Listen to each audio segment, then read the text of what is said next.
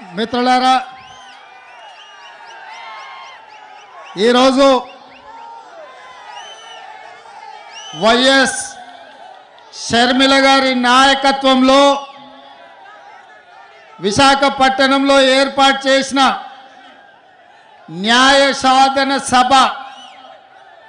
విశాఖ ఉక్కు ఆంధ్రుల హక్కు అని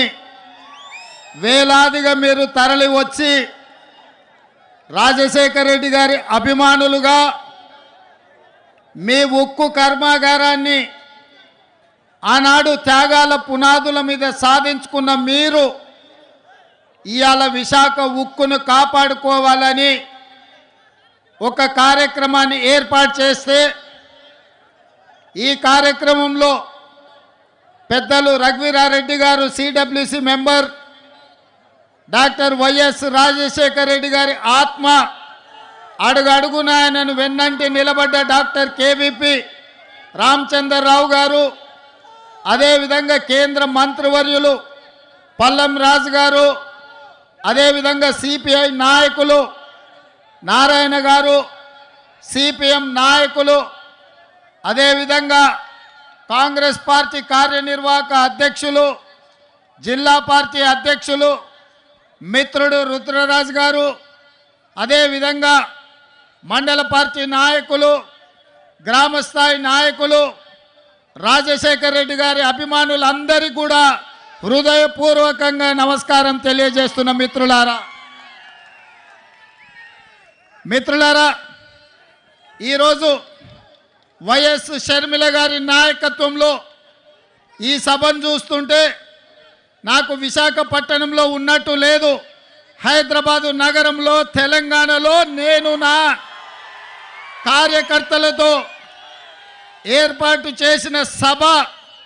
ఎంత విజయవంతం అవుతుందో, వేలాది మంది వచ్చి అండగా నిలబడతారో ఇవాళ ఇక్కడ చూస్తుంటే నాకు హైదరాబాదు నగరంలో కాంగ్రెస్ పార్టీ సభను ఏర్పాటు చేసినట్టుగా ఉంది. వాస్తవంగా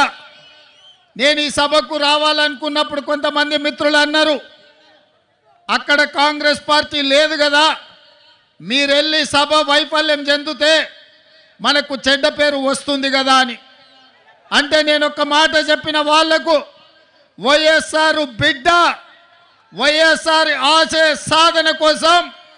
విశాఖ ఉక్కును కాపాడాలనే ఉక్కు సంకల్పం కోసం షర్మిలమ్మ సభ పెడితే